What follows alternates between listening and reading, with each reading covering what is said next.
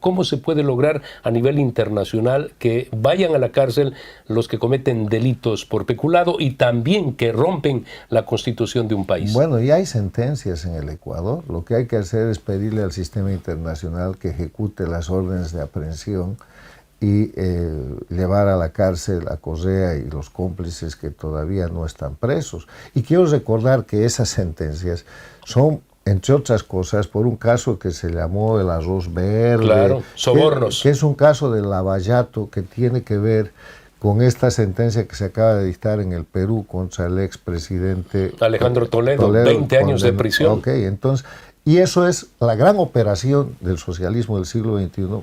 Y no hay que olvidar la causa de eso. Ahora, si se tuviera que procesar por nuevos casos, vayan a las denuncias y a las pruebas que ha dejado Fernando Villavicencio y otros estudiosos que viven y que están en el Ecuador, que tienen que ver con Petrochina, los contratos petroleros. Ecuador Made in China es todo un libro escrito por Villavicencio, que tienen que ver con asesinatos y violaciones de derechos humanos que se han cometido, empezando por Galo Lara, siguiendo con el congresista aquel que fue llevado a Colombia o capturado, Fernando Balda, y continuando con el comandante o el general de la Fuerza Aérea que fue Gabela, misteriosamente asesinado. Ustedes tienen una larga lista. Entonces, no impunidad, de eso se trata, y ese es el mandato que tiene que cumplir el presidente Noboa.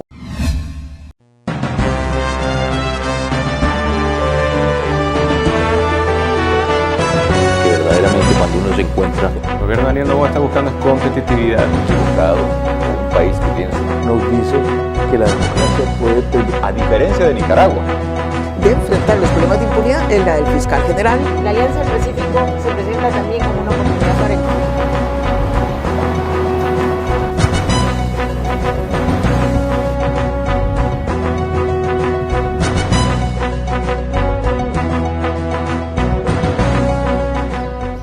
Para estar bien informados, gracias por elegir este espacio de cobertura internacional y nacional, Fernando Aguayo América.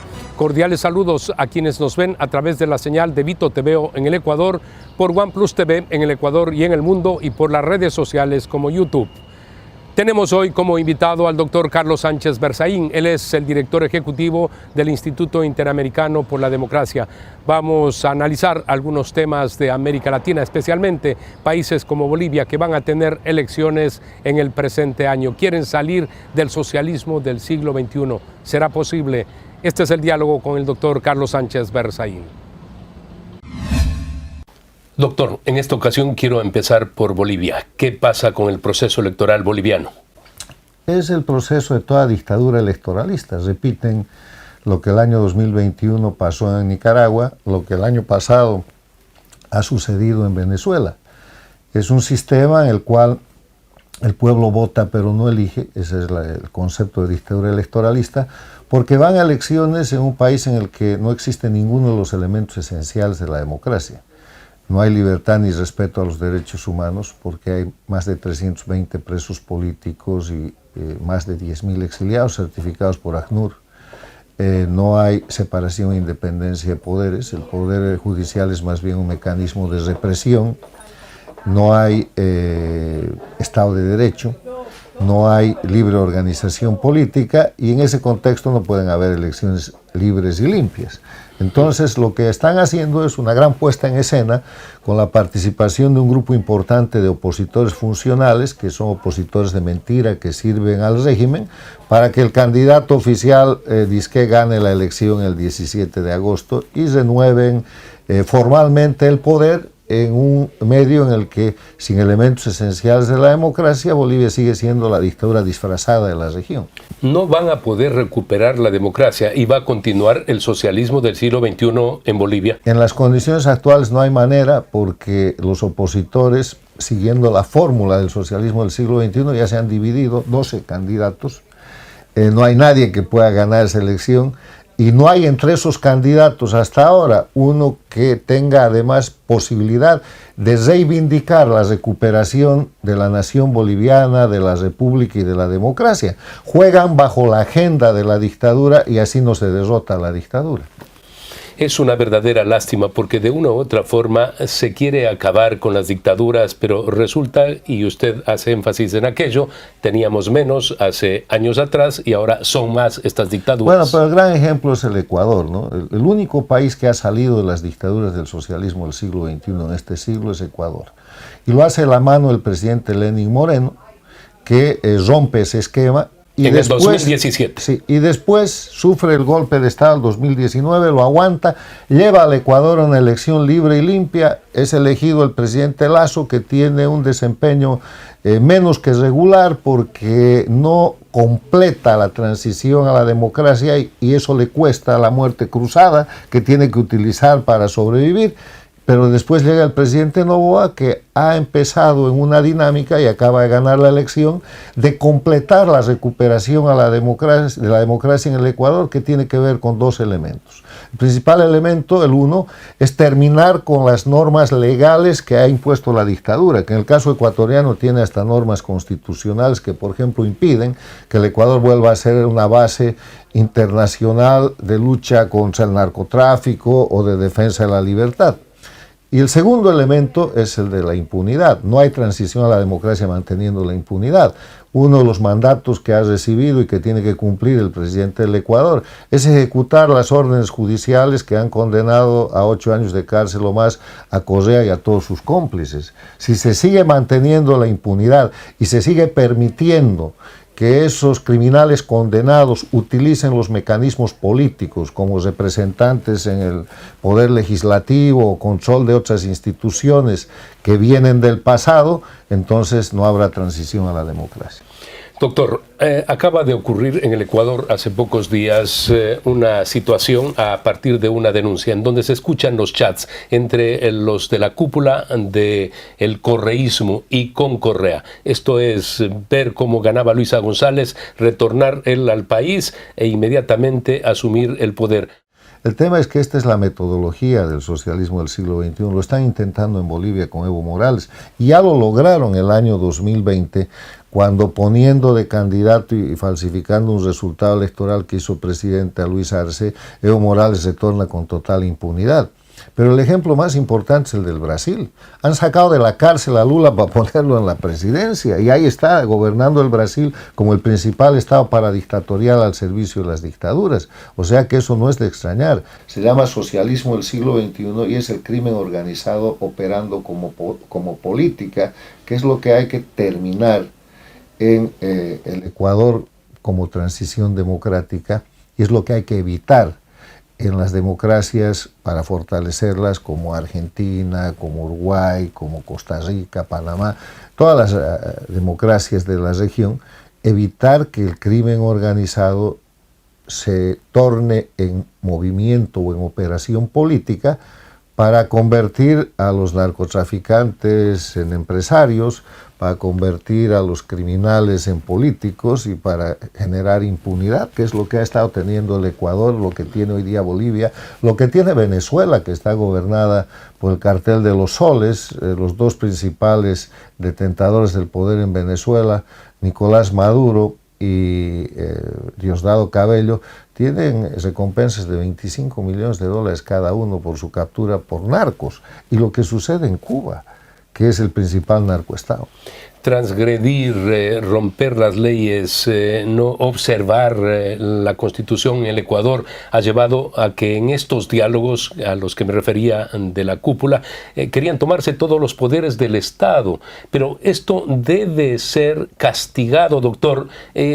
A nivel internacional se puede promover porque ya vemos que a lo interior no siquiera ha ido a la cárcel Rafael Correa y sigue actuando políticamente, pero ¿cómo se puede lograr a nivel internacional que vayan a la cárcel los que cometen delitos por peculado y también que rompen la Constitución de un país? Bueno, ya hay sentencias en el Ecuador. Lo que hay que hacer es pedirle al sistema internacional que ejecute las órdenes de aprehensión y llevar a la cárcel a Correa y los cómplices que todavía no están presos. Y quiero recordar que esas sentencias son, entre otras cosas, por un caso que se llamó el arroz verde. Claro, sobornos. Que es un caso de lavallato que tiene que ver con esta sentencia que se acaba de dictar en el Perú contra el expresidente Alejandro Toledo, 20 años de prisión. Ok, entonces, y eso es la gran operación del socialismo del siglo XXI para dar recursos a países, porque hay países donde se mantiene en impunidad.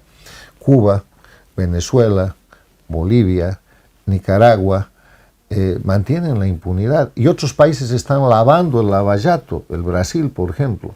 Entonces, el tema del Ecuador es aplicar lo que ya tienen. Si se cometen más delitos, pueden hacer nuevas acusaciones, pero tienen sentencias ejecutoriadas y eso es lo que hay que aplicar.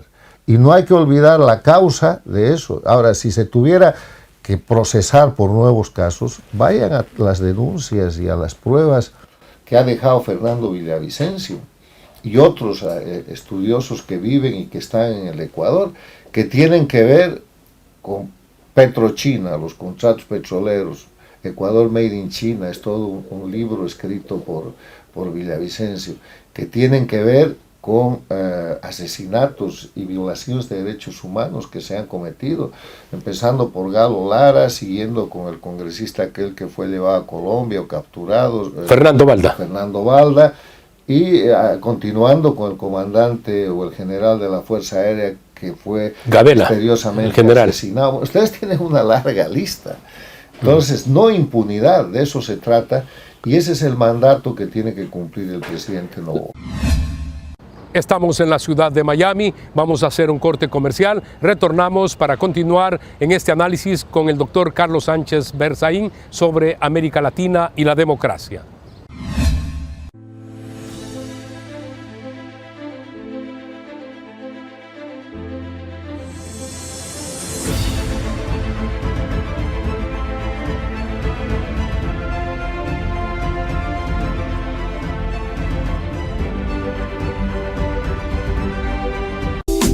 Verde Fruit, el camino para acercar los productos de América Latina a los Estados Unidos. Continuamos con este diálogo en la ciudad de Miami con el director ejecutivo del Instituto Interamericano por la Democracia, el doctor Carlos Sánchez Berzaín.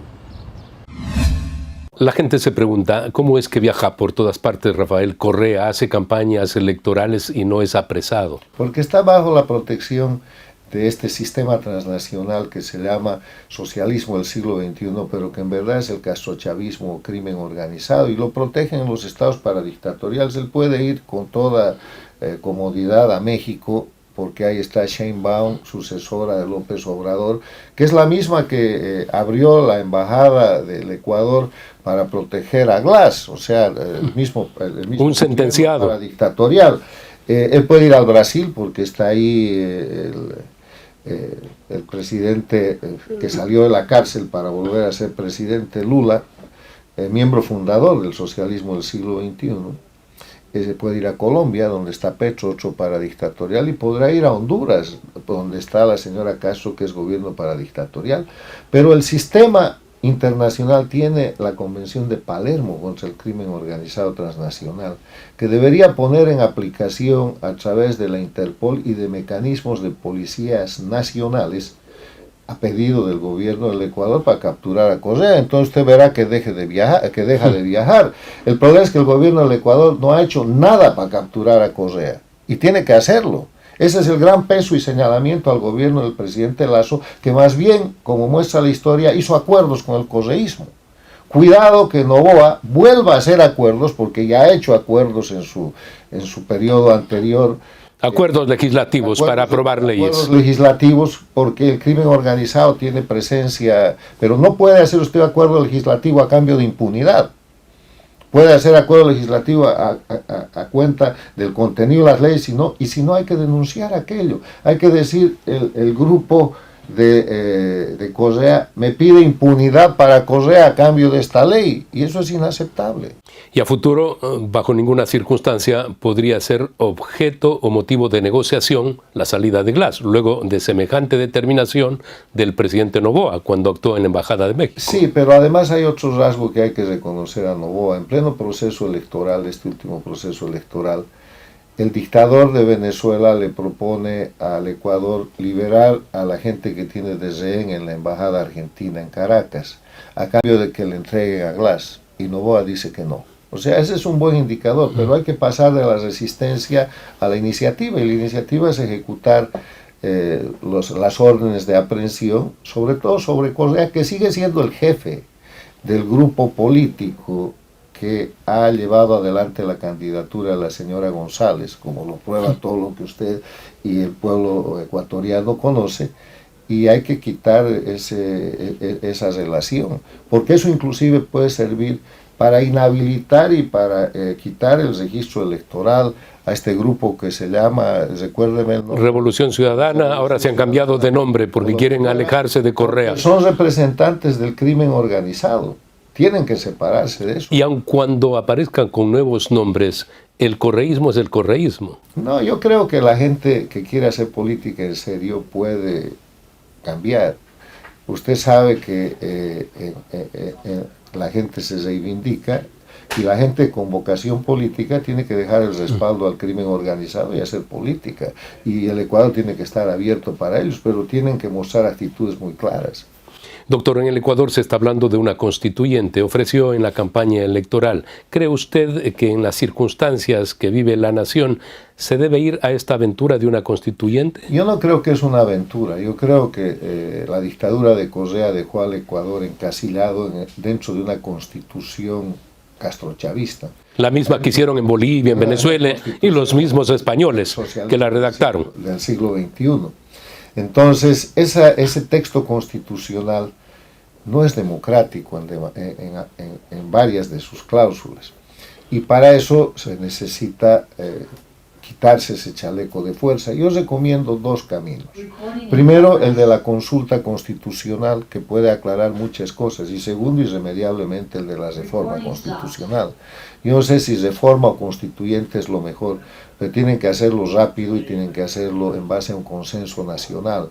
No se puede pretender salir de las normas violatorias de derechos humanos y violatorias de la soberanía nacional del Ecuador, que Correa ha dejado en la constitución castrochavista que hoy día tiene el Ecuador, sin un consenso nacional.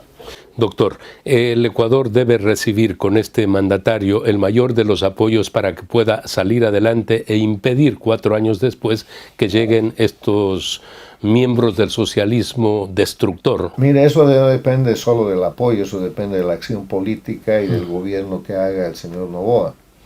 Lo primero es no a la impunidad. Lo segundo es el hecho de hacer un buen gobierno. Buen gobierno quiere decir atender las cuestiones de la gente, y yo creo que él tiene condiciones para hacerlo. Y lo tercero es proscribir el crimen de la política.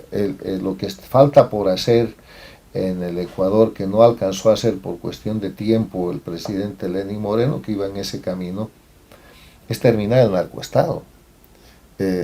Correa construyó un narcoestado, y ese narcoestado está deteriorado y está desorganizado, pero no está terminado. Y prueba de eso es el nivel de crimen que existe en el Ecuador, sobre todo en la zona de la costa, sobre todo en las zonas donde los correístas estaban, entre comillas, ganando la elección. ¿Debemos tener esperanzas de que el gobierno del presidente Donald Trump mire más a América Latina y especialmente a estos países que están en la línea? Ha sido invitado a la toma de mando y a otros actos también el presidente Noboa. Yo creo que hay una regla que es un proverbio popular que dice: ayúdate que te ayudarán.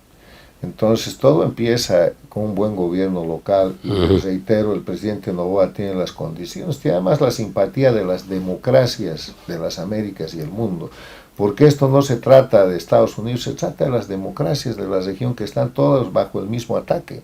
El Ecuador está bajo ataque del narcotráfico, está bajo ataque de la migración forzada, está bajo ataque de la desinformación, está bajo ataque de la guerra cibernética, está bajo ataque del crimen común. Son los mismos ataques que sufre Estados Unidos, que sufre la Argentina, que sufre Costa Rica, que sufre Chile, que sufre el Perú. Entonces lo que hay que hacer es una tarea nacional que está siendo complementada por la aplicación de medidas muy drásticas con el nuevo gobierno de los Estados Unidos, que ayudan a constreñir, a identificar y a tratar de terminar y acotar lo más posible el crimen organizado en la política. Son buenas noticias, con buenos gobiernos nacionales, que yo espero que sea el caso del Ecuador. el ambiente internacional es diferente, no es el de hace 2 años o el del año pasado, y ese ambiente ayuda a que los éxitos y las acciones para fortalecer la democracia y defender la libertad sean mucho más efectivas, que es lo que deseo para el gobierno del presidente Noboa. Muchas gracias, doctor. Encantado.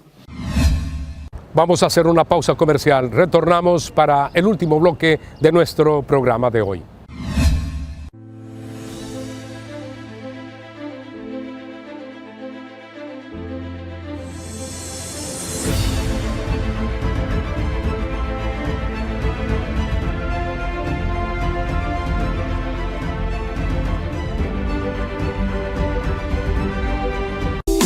Verde Fruit, el camino para acercar los productos de América Latina a los Estados Unidos.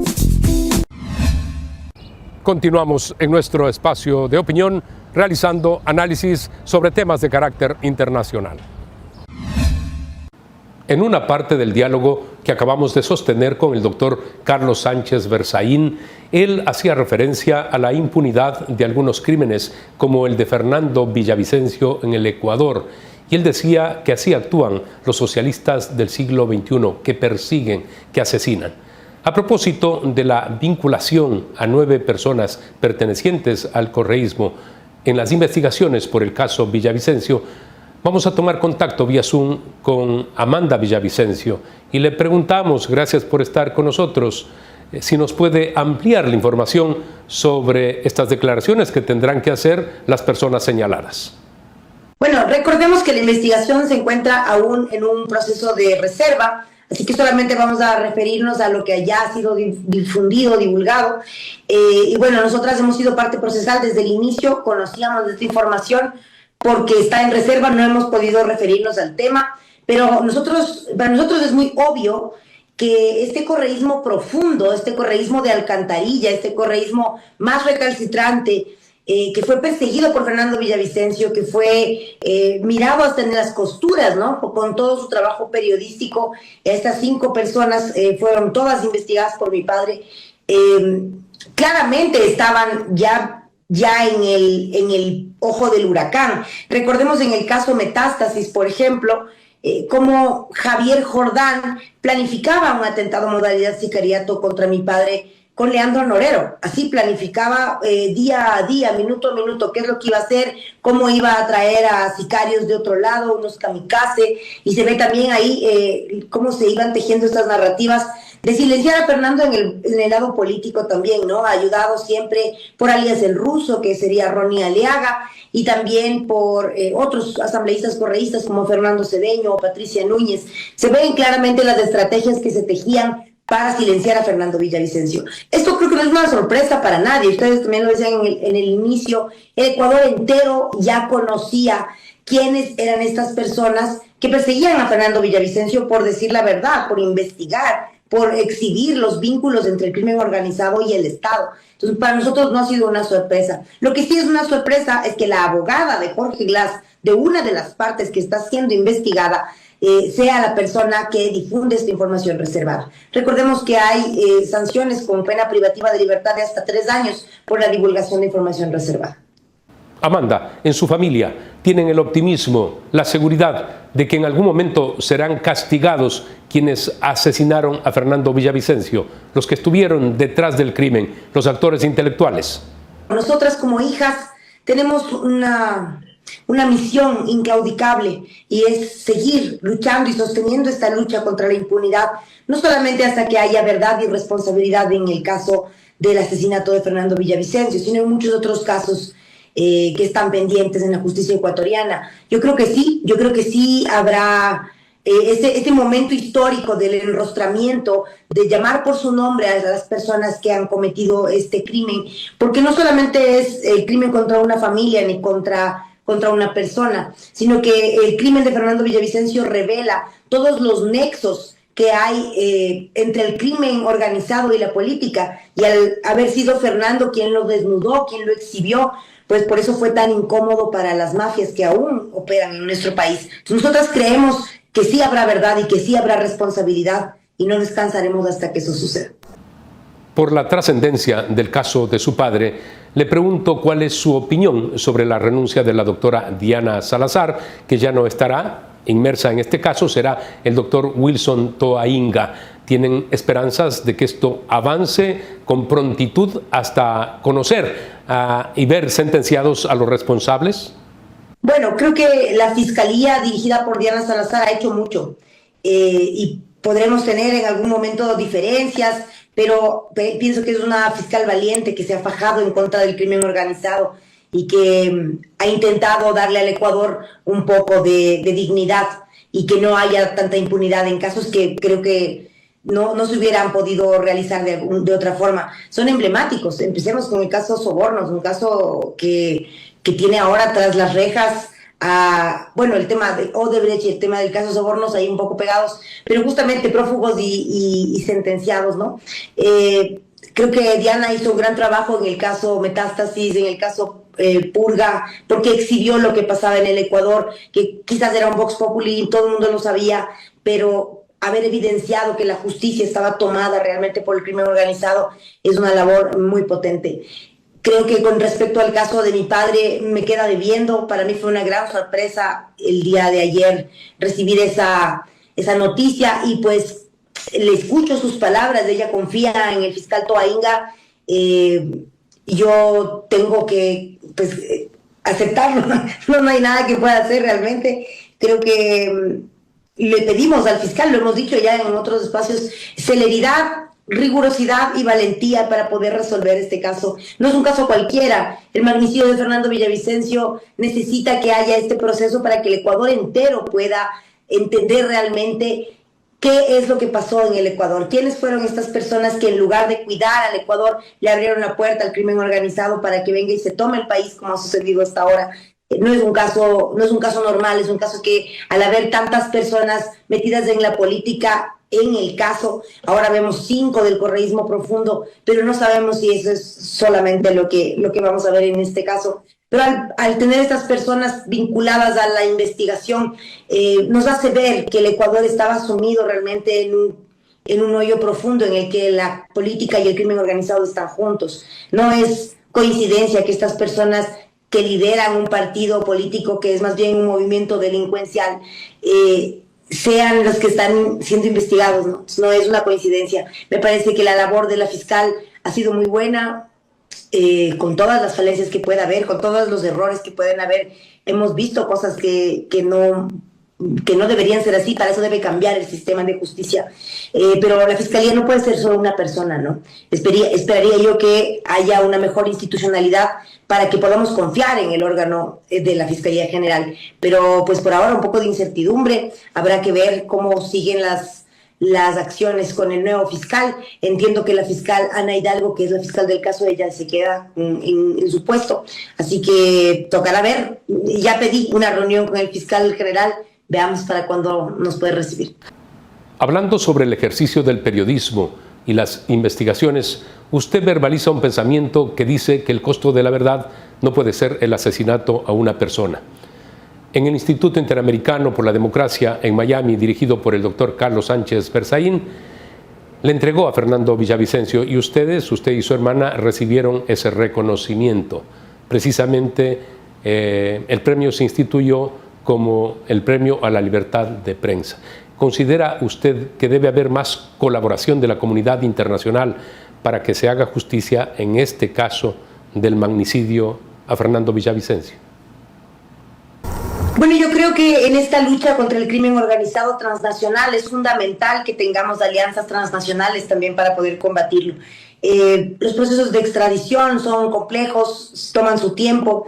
Sin embargo, por ejemplo, Javier Jordán ya tiene una orden una alerta roja de la Interpol y aún así sigue libre, ¿no? Ya está el proceso de extradición. Sin embargo, entendemos, de estas 5 personas, 3 están prófugos y 2 están ya en la cárcel.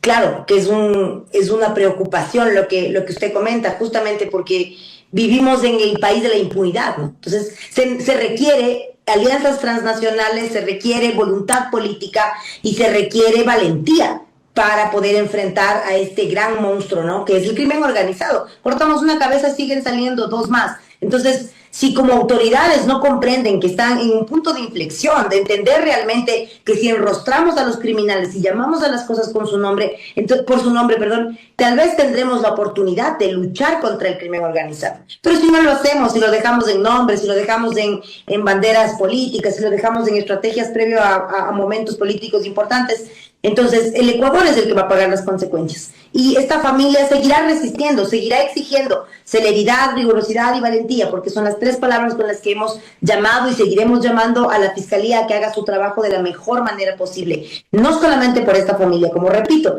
este país necesita verdad y responsabilidad, llamar a los criminales por su nombre, para que salgan de las papeletas, para que dejen de ser una opción política, para que dejen de ser una opción electoral, porque son unos delincuentes. Entonces, ese es un trabajo que yo creería que la Fiscalía sí quiere hacer. Entonces, vamos a ver si nos demuestran que quieren hacer ese trabajo.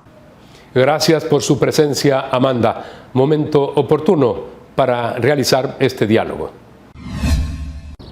Constantemente somos bien acogidos en la casa del Instituto Interamericano por la Democracia, por su director, el doctor Carlos Sánchez Berzaín. Además, hemos participado en los últimos días en algunos foros que analizan los temas de varios países de nuestro continente. Recuerden ustedes que la próxima semana tienen una cita en Fernando Aguayo, América, a través de Vito TVO en el Ecuador, por OnePlus TV en el Ecuador y en el mundo, y a través de las redes sociales como YouTube.